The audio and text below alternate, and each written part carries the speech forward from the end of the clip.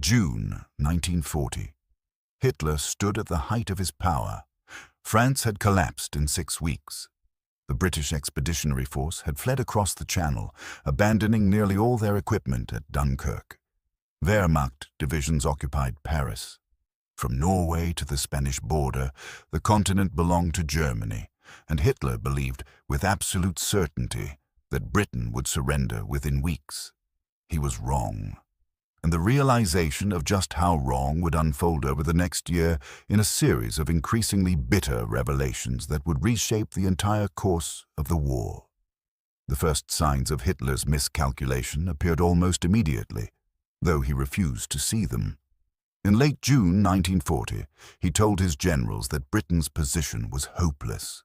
The British Army had left behind more than 2,000 artillery pieces, 600 tanks, and enough equipment to arm 10 divisions. Their fighter force had been battered over France. Their navy, while powerful, couldn't stop an invasion alone. Logic dictated they would seek terms. Hitler genuinely expected a British peace delegation to arrive in Berlin. He waited. He made plans for a victory parade through London. He sketched designs for monumental buildings that would remake Berlin into the capital of a European empire. And he waited for the phone call that would announce British emissaries were on their way. Instead, on June 18th, Winston Churchill addressed the House of Commons. His words were broadcast across Britain and monitored closely in Berlin. Churchill declared. In the Reich Chancellery, Hitler's reaction was one of bafflement rather than anger. Joseph Goebbels recorded in his diary that the Führer couldn't understand British stubbornness. Their situation was militarily hopeless. Why wouldn't they accept the generous peace terms he was prepared to offer? Germany wanted Britain's empire intact, wanted Britain as a junior partner in the new European order. Churchill's defiance made no sense. On July 19th, Hitler addressed the Reichstag in what he called his final appeal to reason. The speech was broadcast internationally. Hitler spoke for over 2 hours, recounting Germany's victories, praising his generals, and then, near the end, turning to Britain. He said, quote, 4. He expected acceptance. Foreign Minister Joachim von Ribbentrop had assured him that reasonable elements in Britain would seize on the offer. Perhaps Churchill would be pushed aside. Perhaps King George would intervene. Perhaps sanity would prevail. The British response came within an hour. It wasn't from the government officially, but from the BBC. British Foreign Secretary Lord Halifax's private secretary went on air to reject Hitler's appeal out of hand. The official government response, when it came, was even more dismissive. Britain would fight on. There would be no negotiations. Hitler's bafflement turned to irritation. If Britain wouldn't see reason, they would have to be forced. On July 16th, he had issued Directive No. 16, ordering preparations for Operation Sea Lion, the invasion of Britain. But the directive was conditional. It could only proceed if the Luftwaffe gained air superiority over the Channel and southern England. Hermann Göring, commander of the Luftwaffe, assured Hitler this would take 4 days, perhaps a week, certainly no more than 2 weeks. The air campaign began in earnest in August 1940, and here Hitler encountered the first concrete evidence that his assumptions about British weakness were dangerously wrong. The Luftwaffe had roughly 1,300 bombers and 1,200 fighters available for the assault. British Fighter Command had, according to German intelligence estimates, perhaps 300 operational fighters remaining. The math seemed simple. Even accounting for the advantage of fighting over home territory, the RAF should be overwhelmed within days, but the RAF wasn't overwhelmed. Day after day, German bomber formations crossed the Channel, escorted by fighters. Day after day, they were met by Spitfires and Hurricanes in numbers that shouldn't have been possible. Luftwaffe pilots returned reporting fierce resistance. They claimed to have shot down dozens, sometimes over 100 British fighters in a single day. Yet the next day, the RAF was there again in equal strength. In Berlin, Hitler studied the daily reports with growing confusion. The numbers didn't add up. If the Luftwaffe was destroying British fighters at the rate claimed, Fighter Command should have ceased to exist by mid-August. Instead, resistance was intensifying. Göring insisted the RAF was on its last legs, that one more major effort would break them. Hitler wanted to believe him. The alternative was too disturbing to contemplate. On August 13th, the Luftwaffe launched what Göring called Adlertag, Eagle Day, intended to be the knockout blow. Over 1,400 aircraft attacked British airfields and radar stations. Luftwaffe intelligence estimated they destroyed 47 British fighters in the air and destroyed 39 more on the ground. Total British fighter strength was assessed at fewer than 300 aircraft. By this math, the RAF had lost over a quarter of its force in a single day. The next day, the RAF was there in full strength again. What Hitler didn't know, what German intelligence had catastrophically failed to grasp, was that Britain was producing fighters faster than Germany was destroying them. In June 1940, British factories built 466 fighters. In July, 496. In August, at the height of the battle, they produced 476. Germany, by contrast, produced around 320 fighters per month.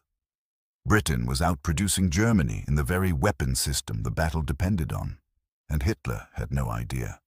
The intelligence failure went deeper. The Luftwaffe believed Fighter Command had around 50 airfields. In reality, there were over 100. They believed the RAF had minimal reserves of trained pilots.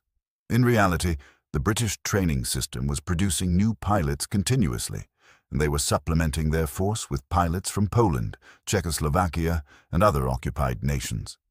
They believed British radar could be permanently knocked out. In reality, the British could repair damaged radar stations in hours and had mobile backup units.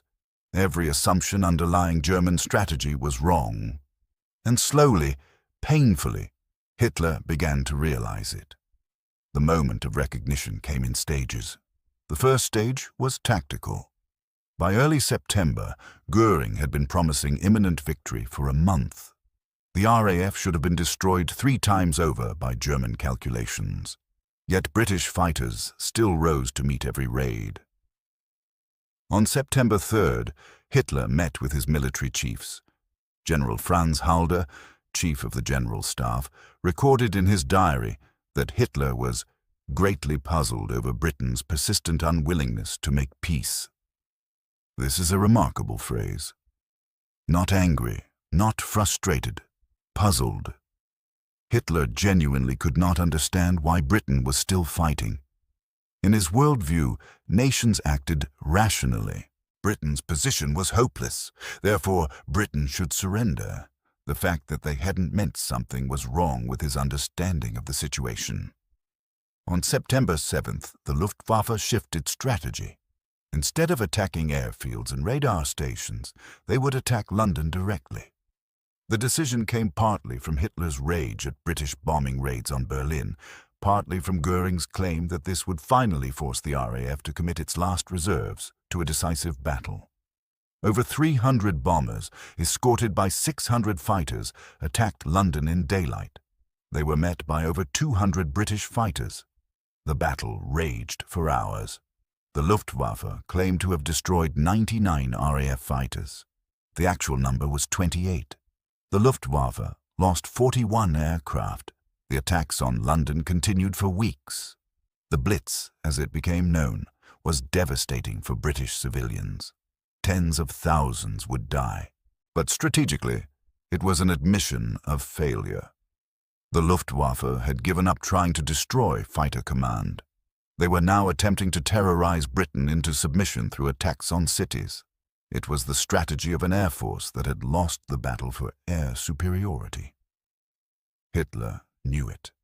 On September 14th, he met with his naval commanders to discuss Operation Sea Lion. The Navy had been skeptical from the start, warning that without air superiority, an invasion fleet would be massacred in the Channel. Now, with the air campaign clearly failing, they were even more pessimistic. Admiral Erich Raeder told Hitler bluntly that the Navy could not guarantee safe passage for invasion barges. The risk was too great. The next day, September 15th, the Luftwaffe made its maximum effort. 2 massive raids on London, involving over 200 bombers each time, escorted by hundreds of fighters. This was to be the decisive blow that would finally break British resistance. The date would later be commemorated as Battle of Britain Day. The RAF met both raids in strength. By day's end, the British claimed to have destroyed 185 German aircraft. The actual number was 56. But the Luftwaffe's own losses were unsustainable. More importantly, they had achieved nothing. London burned, but fighter command remained intact and operational.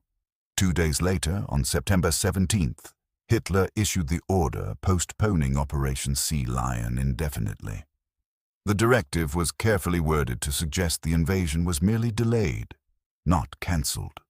But everyone understood the truth. Germany could not invade Britain. The Luftwaffe had failed to achieve air superiority. The Royal Navy controlled the Channel, and British defences were growing stronger, not weaker. This was Hitler's second stage of realization. Not just tactical failure, but strategic impossibility. Britain could not be conquered by direct assault. The implications were staggering. For the first time since the war began, Hitler faced an enemy he could not defeat. His response was to shift focus.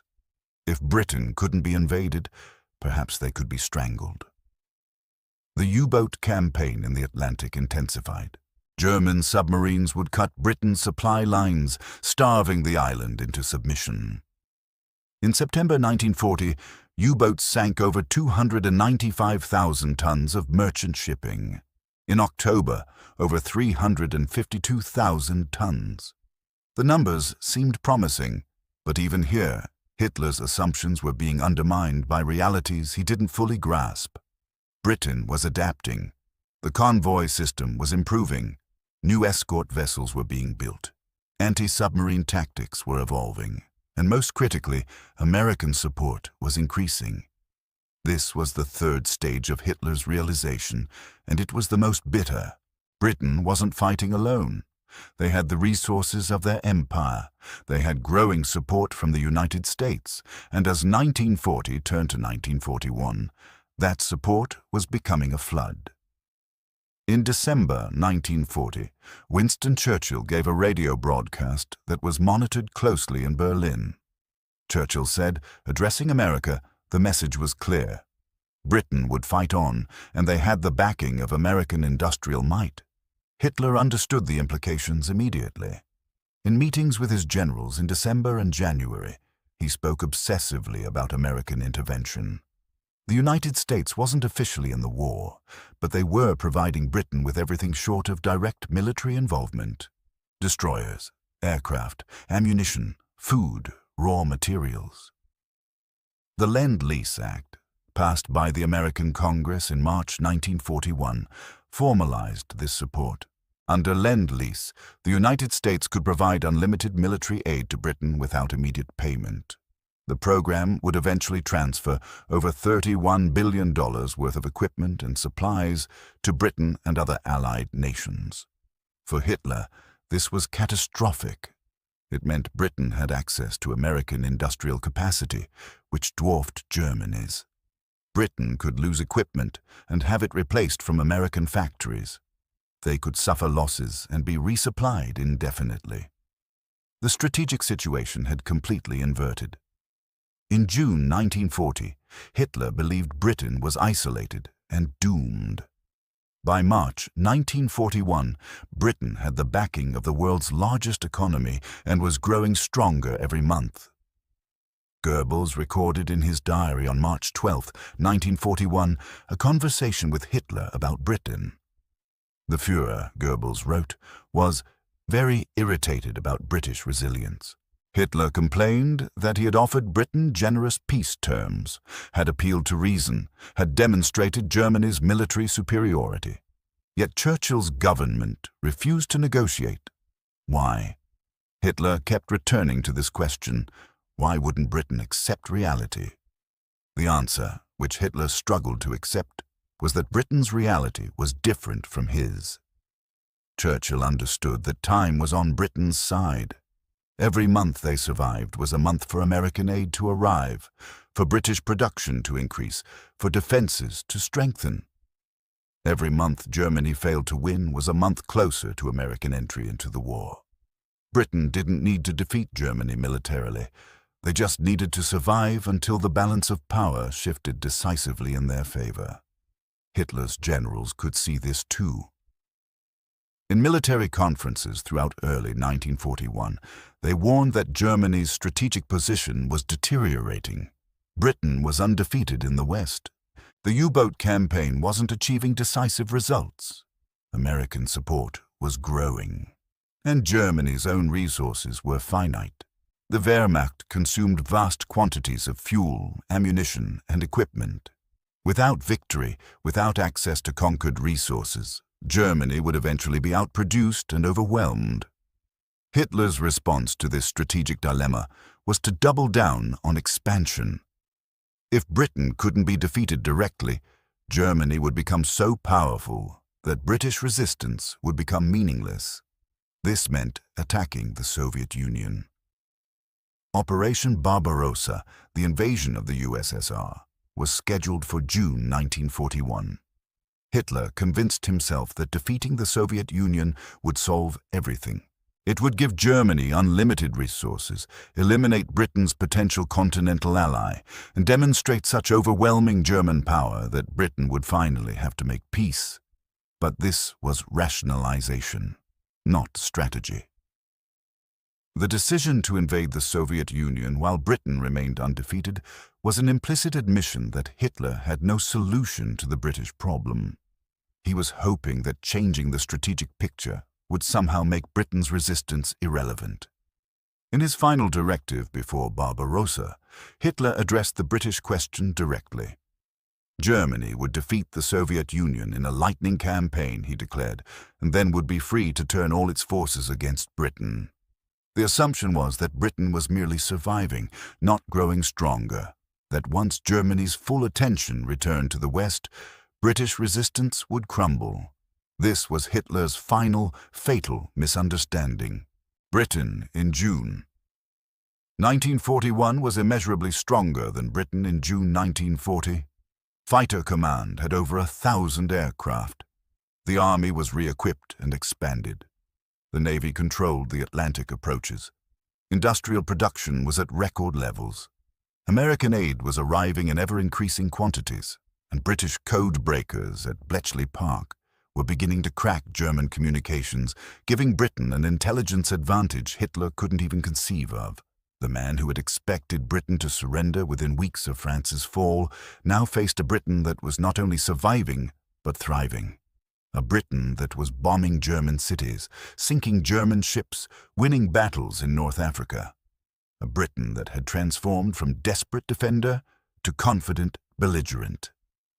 What did Hitler say when he realized Britain was getting stronger, not weaker? The historical record gives us fragments.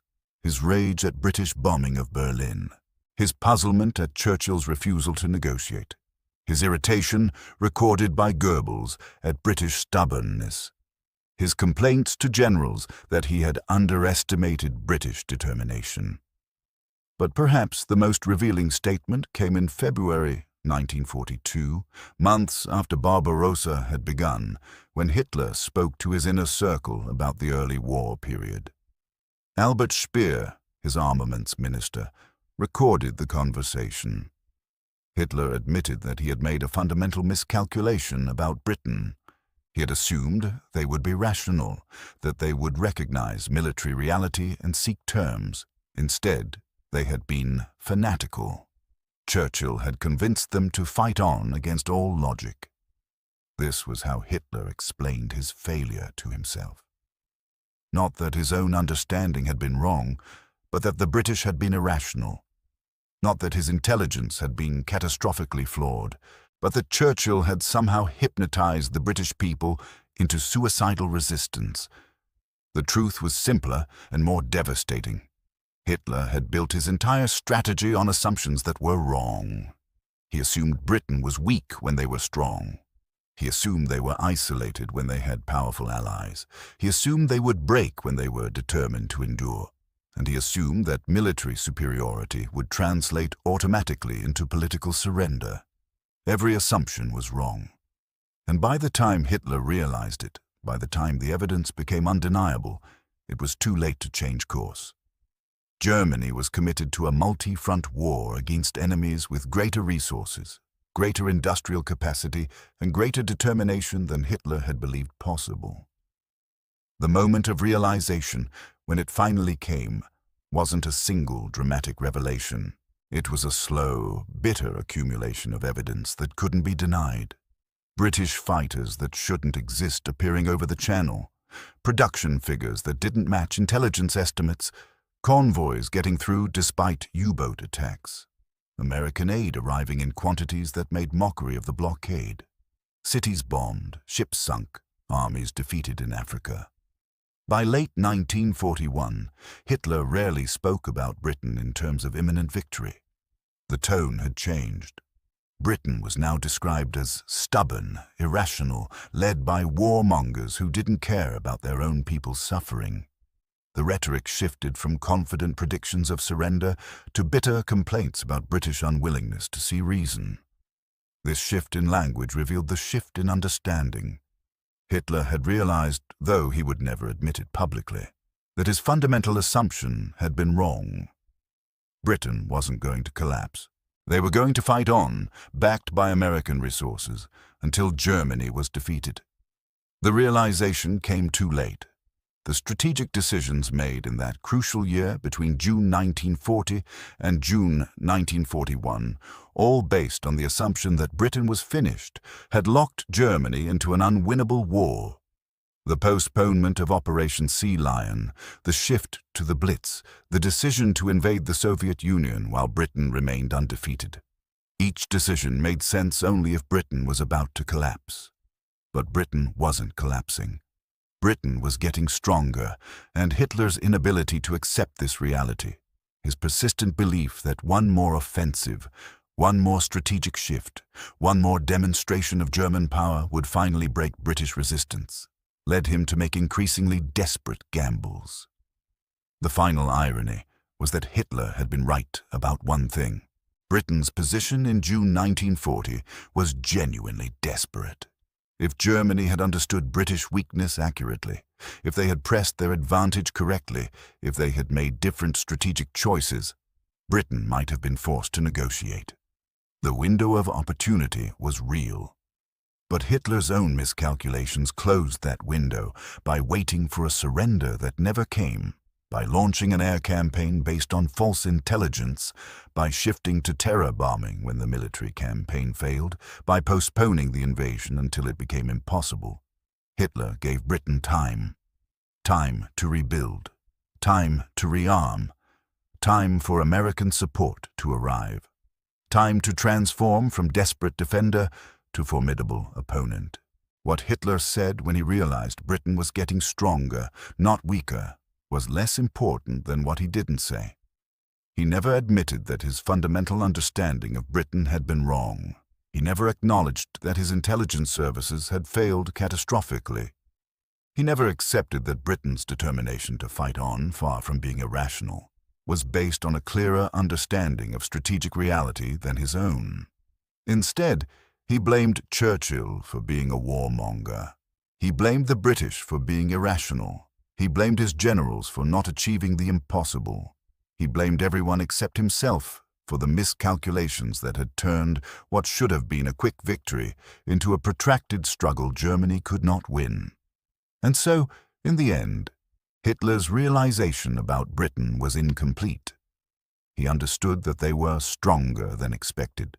He understood that American support had changed the strategic picture. He understood that direct invasion was impossible, but he never understood why he had been so wrong. He never grasped that his entire worldview, his assumptions about how nations behave and how wars are won, had been fundamentally flawed. That failure of understanding would cost him everything. The war he thought he had won in June 1940 would drag on for 5 more years. The enemy he thought would surrender would help destroy his regime. And the moment when he might have made peace, when Britain truly was desperate and vulnerable, passed while he waited for a capitulation that never came. Britain got stronger, Germany got weaker, and Hitler, for all his realization that something had gone wrong, never truly understood how or why.